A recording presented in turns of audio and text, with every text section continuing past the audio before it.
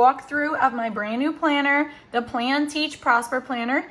As you can tell in the listing, there are two different cover options. They have one with this rainbow and the other one with this logo right here. You can choose which planner you wish. All the planners are the same except the cover option is different. So again, this is the cover for the Plan, Teach, Prosper Planner.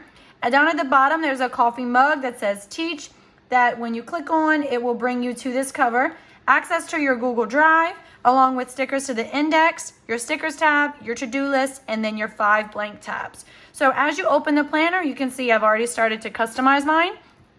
Here is just your basic welcome, this planner belongs to, and then I always like to change out these stickers within my planner as things go on. We recently went to Disney, as you can tell with the mask on, so that's what that is. This is a sticker included in the back, which you will see.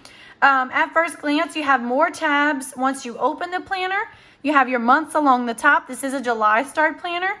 I do have plans for a January start planner, but not exactly at this moment. But you can use this planner no matter if you're a July start or a January start because it is undated. Down the side, you have some tabs for things that are, quick use, things you use often. They have the Gradebook. They have your Gradebook. They have your lesson plans, data, your groups, your student information, professional development, meetings, and standards. So these are all just some quick items that can also be accessed here, as well as your 5 blank tabs that you can customize. Now, next you will see all of the different thank yous and everything like that, your video tutorials, and any kind of way you can shop all the planners. The hex codes are not listed here, but I'm going to add them in the shop, so you will have them as well. So after that, you have your academic calendar. I usually take a picture of mine and list it here off of my district's website. So any calendar for the year, I'm listing it here. After that, you have your school year memories. This is one picture I put when I was teacher of the year this year. You can put different ones. You can duplicate this page and use more than once. And then we have our goal setting for the year and your word of the year. Here is my word of the year, hence the name of the planner. So this is just a cute little quote with a rainbow I doodled myself. And then here comes your index. So as I said, these are 5 blank tabs that can be accessed right here, and here you can customize it. As you can tell, I did. So there's an assessment checklist that is very specific to my district. So I put them all in this tab so I can duplicate it and have options for it. But of course, this will be blank whenever you purchase it. You can use these for any way you wish. And you could also use the different pages inside. So once you get to it, it's going to bring you to that blank page with some note pages, and then you can get to it and customize it as you wish.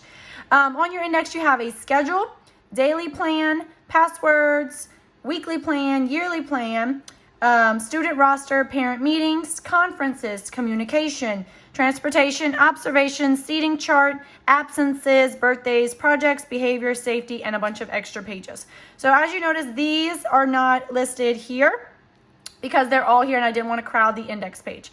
So again, this index will be accessed right here, and we'll go ahead and get started. So here's your yearly plan. I use this to plan out my different chapters throughout the year. And I have July all the way through June. After that, you come into your July planning. We go straight into the calendar. So every month has a monthly planning page. I like to have 5 things I want to focus on, list any events and holidays, goals, my word for the month, and then something I'm focused on. So I decided to put a habit tracker in these. So if you're deciding to focus on hydration, maybe, because drinking water a lot in a classroom is kind of difficult. So I could write that there and then highlight each day that I hit. So that's just one option. And then there's also notes. So I like to usually take a picture of any faculty meeting notes we have and insert them here. So that way I know July faculty meeting should be on the July faculty page. So when you click on the July tab, it brings you to the calendar, and then swipe back and you will see the July planning page. So the July calendar is blank because this is an undated planner you could use year after year. The best part about it is if you click on the individual circle days, it will bring you to a daily planning page for that day.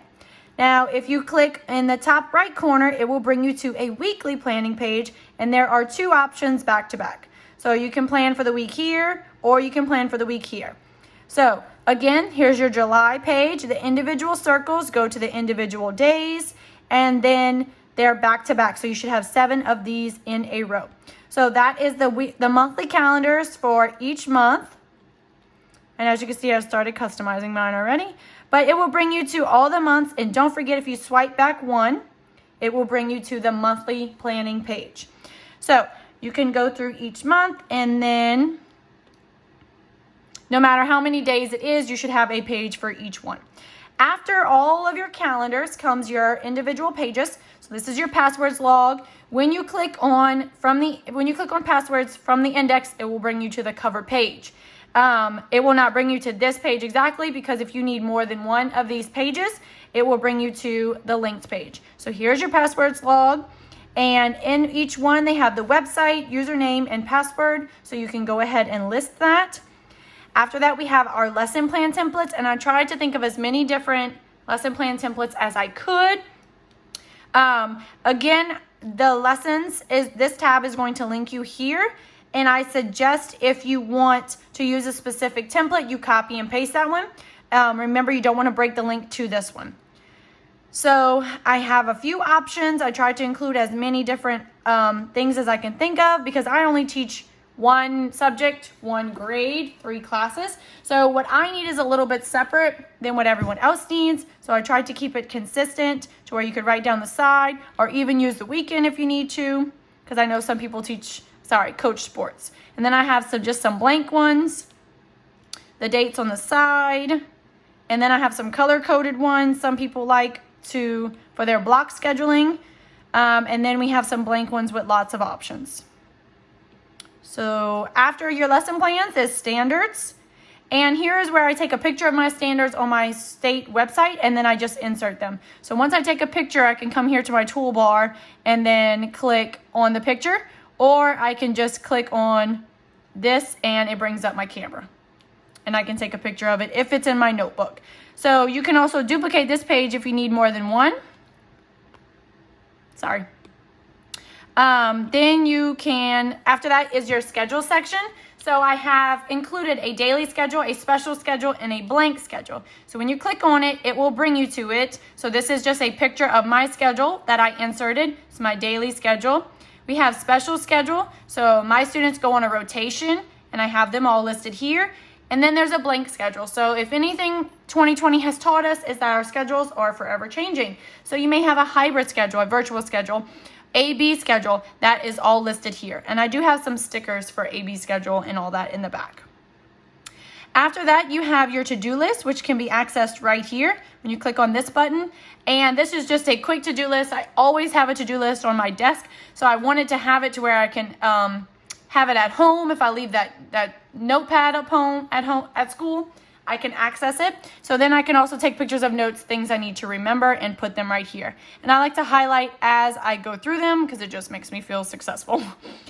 After that, you have a daily planning template. This is not the same template that's included when you click on the individual days. It's a little bit different because I know some people actually liked this template.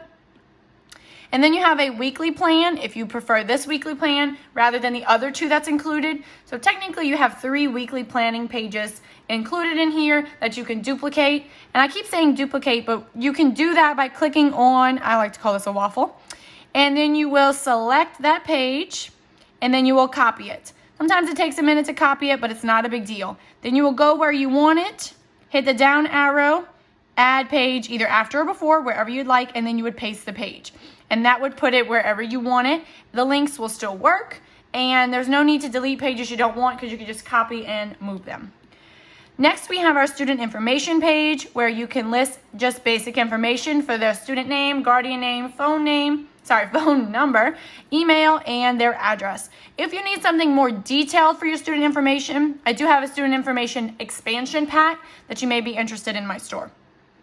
After that, you have your student data section where you can list the different assessment names on each student. So I would probably put that student's name here.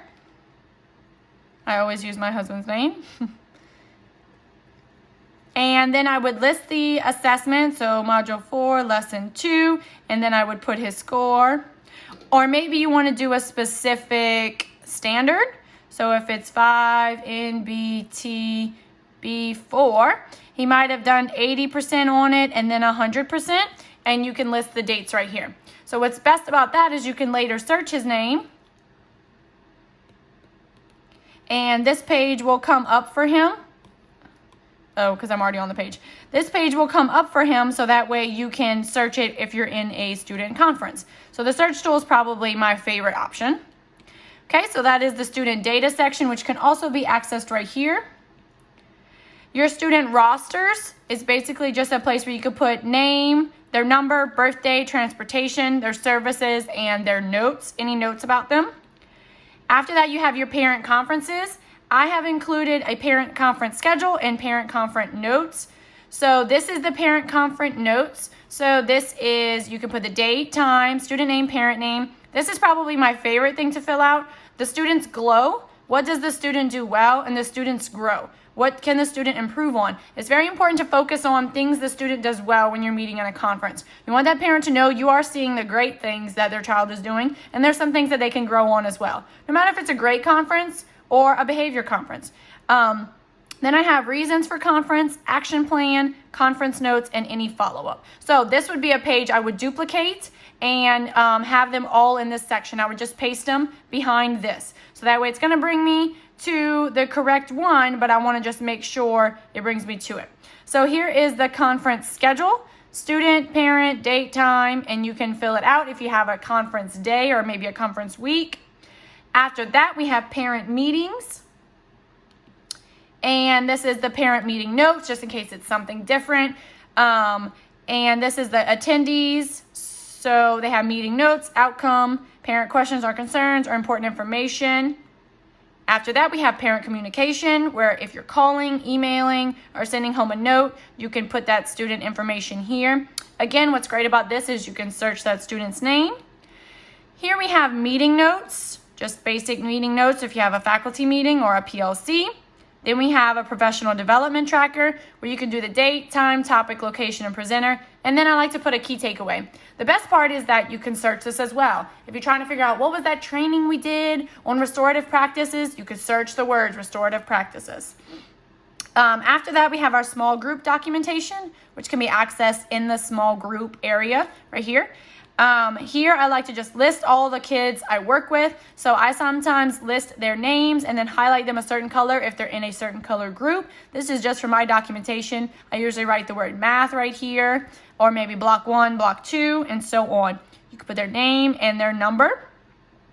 After that, we have our documentation. So I usually put the student, the name, how often I meet with them, and what I observed. Sometimes I'll change this to blue group and what I worked on with the blue group. So that way I can just search them instantly, and then I'll have their names written so I can search them later on. So this is your small group planning. So I have them where you can put your group members, your skill, and your activity.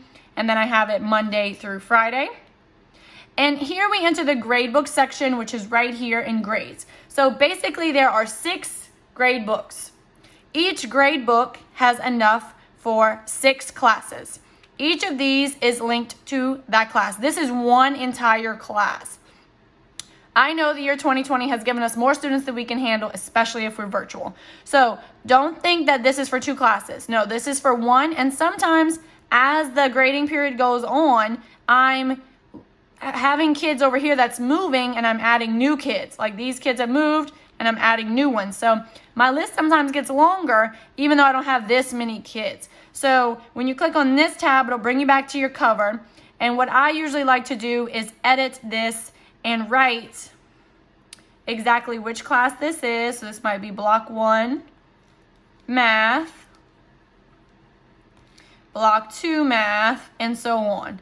So that way I know when I click on it, it's gonna bring me to that page. So, for example, I'm gonna click here and it's gonna go to block 1 math. I'm gonna go back to the grade book, click here, it's gonna bring me to block 2 math, click back to the grade book, and so on. So this I would probably use for my first 9 weeks or maybe first grading period. I know everybody's is different, especially especially the year 2021 now. So when you click next gradebook, it's going to bring you to the next set. So you could use this for second 9 weeks, third 9 weeks, and so on. So again, I do have 6 different sets. You can use them as you wish, use them all, don't use them. So this is the last one. So as you can see, there are 6 different class sizes in each one. So you can use them and you should have enough for all of your students. I find the landscape area gives me more room to put more student names and data. Okay, next we have our transportation log, car riders, walkers, and bus riders. Then we have an observation. So my school started doing peer observations this year, which I absolutely love. So I thought this was great to just document what I saw, when I saw it, and how I want to follow up on it. Maybe an action plan I want to take in my class. For example, I saw a 3rd grade math teacher doing something fantastic with her skip counting, so basic, but I just wanted to write it down, follow up, and do that specific thing in my classroom. Then we have a place for seating charts. If anything has taught us anything with COVID is we have to keep track of where everyone sits, right? So this would be something I would draw out my classroom on, duplicate this page for each of my classes, and then put their names. After that, we have our absentee log, which I've been using a lot this year because of quarantine, God forbid. So then I have name, date, and reason. This has made it very easy to figure out when grades are due, who was quarantined, who was not, or maybe who was just absent. And if they brought an excuse, I usually highlight their name.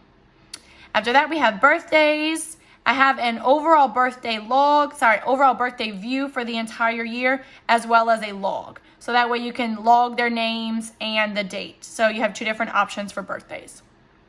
After birthdays, I have a project planning. So we have different committees that we sit on. One is like 5th grader of the year. So I just needed a place to have project plans, due date, tasks that need to be done, and when they're due. So there's a couple different options you can use, but this is great for planning out a project, especially when you're working with multiple people. This is my behavior. So documentation, date, name, behavior, and any next steps we need to do. This is especially important when you're trying to document data for maybe a SPED plan or maybe an IAP. You want to make sure you have everything ready to go when they need that data. After that, we have our safety procedures. I have fire drill, lockdown, severe weather, earthquake, and if you're like me, you might need to add hurricane here because you never know. So there's some blank ones so that way you can customize it yourself along with just some basic ones. We don't have protocol for an earthquake in South Louisiana, but we do have it for hurricanes. So I would probably put that there, things we need to do to prep our school for a hurricane. And then you enter in your blank section. So every blank one has the color tab that you can customize and write on, followed by some blank notebook paper. If one page is not enough, you will just copy and paste more like you saw earlier. After that comes the extras page. It can be accessed here. So as you can see, I started writing on mine.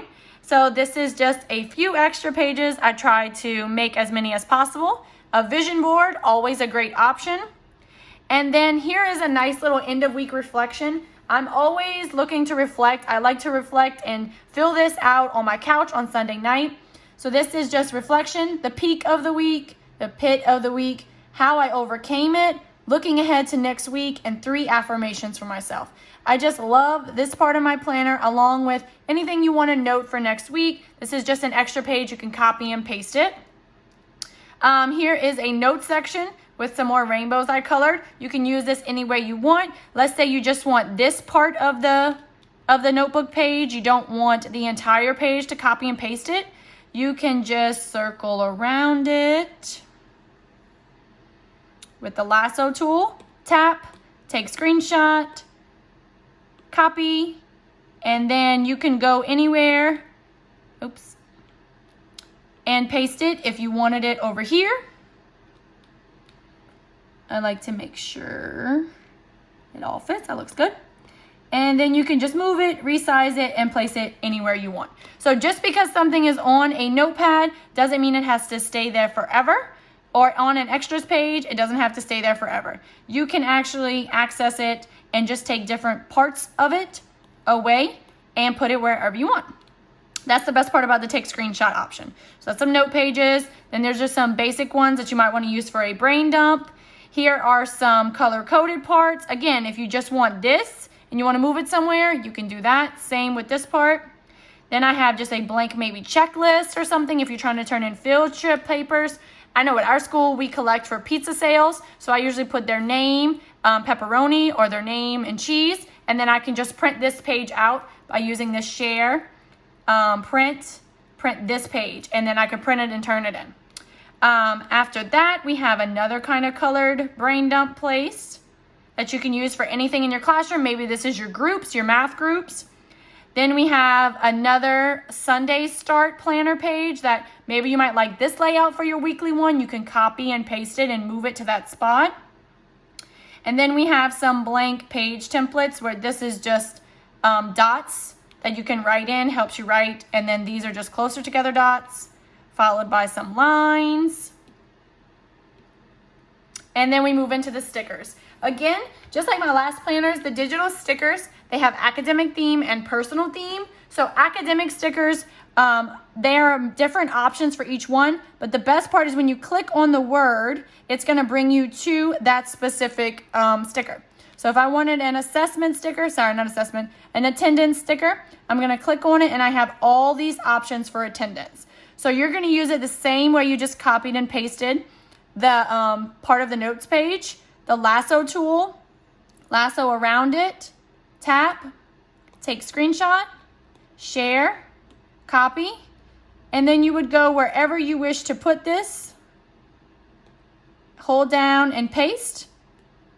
You would hit the arrow if you wish to crop, and you can just move it so on, like that.